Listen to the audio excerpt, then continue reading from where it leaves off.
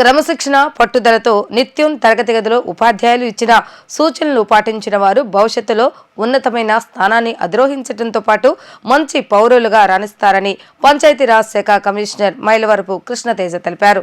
తాను ఐఏఎస్గా రాణించడానికి తన కుటుంబ సభ్యులతో పాటు స్నేహితులను స్ఫూర్తిగా తీసుకుని ఐఏఎస్ టాపర్గా నిలిచి ఎంతో మందికి అండగా నిలిచినందుకు ఆనందంగా ఉందని పేర్కొన్నారు. గాంధీనగర్ చిట్టూరి హైస్కూల్లో 6వ వార్షికోత్సవ వేడుకలు అంగరంగ వైభవంగా నిర్వహించారు. ఈ వేడుకలకు పాఠశాల విద్యార్థులు ప్రదర్శించిన పలు సంస్కృతి కార్యక్రమాలు పలువురిని ఎంతగానో ఆకట్టుకున్నాయి. చిన్నారులు చేసిన నృత్యాలకు తల్లిదండ్రులు మంత్రముగ్ధులయ్యారు.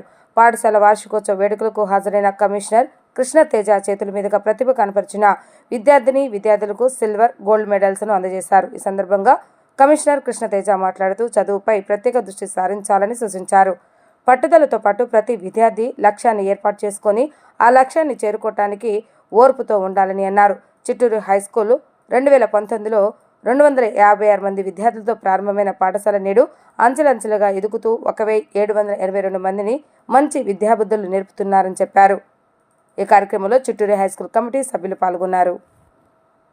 తర్వాత 2021వ సంవత్సరంలో నేను అలపి జిల్లా కలెక్టర్గా ఛార్జ్ తీసుకున్నాను.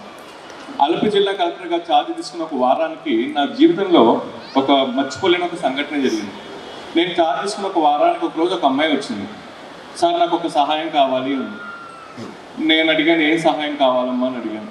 అమ్మాయి నాతో ఉంది, మా నాన్నగారు కోవిడ్ టైంలో చనిపోయారు, ఇంట్లో నాకు పెళ్లి చేద్దాం అనుకుంటున్నారు, కానీ నాకు తమ్ముడు చెల్లి ఉన్నారు, నేను బాగా చదివి వాళ్ళని బాగా చూసుకుందాం అనుకుంటున్నాను, మీరేమైనా సహాయం చేయగలరా? నేనన్నాను, ఏం చేయమంటావు? అమ్మాయి అంది, నాకు నర్సింగ్ చదవాలని ఉంది, నాకు కాలేజ్ ఫీ కడితే కనుక నాకు హెల్ప్ అవుతుంది అని. సో అమ్మాయి అడగంగానే నేను నాకు తెలిసిన ఒకళ్ళని అడిగాను. వాళ్ళు వెంబటనే 4 సంవత్సరాలకు కావాల్సిన మొత్తం కాలేజ్ ఫీ, హాస్టల్ ఫీ అక్కడ కట్టేశారు. అమ్మాయి వెళ్ళి జాయిన్ అవ్వటం మొదలుపెట్టారు. జాయిన్ అయ్యి రోజు కాలేజ్కి వెళ్ళటం మొదలుపెట్టారు. ఇది తెలిసి ఒక వారం తర్వాత ఇంకొక అమ్మాయి వచ్చింది.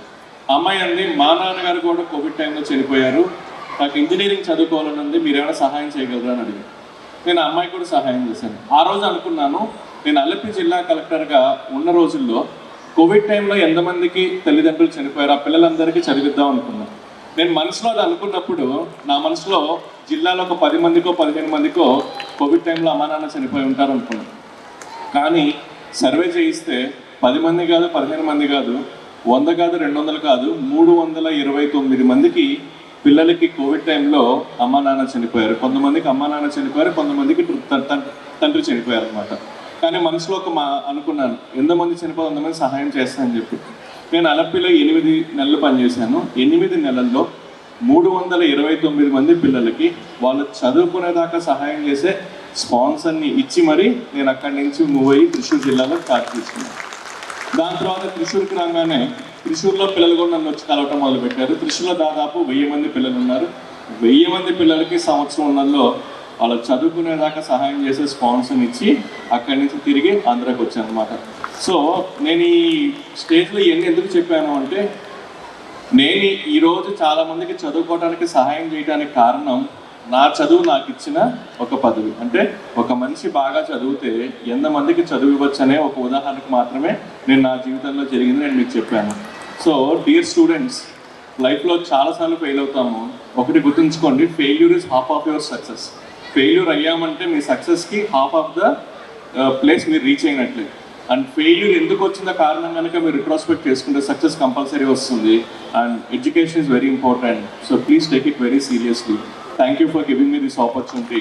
And once again, I want to keep it on record. SKPVV institutions వాళ్ళు చేస్తున్న ఈ యొక్క మంచి పని నేను అందరి ముందు ప్రశంసిస్తున్నాను. Thank you so much. Thank you.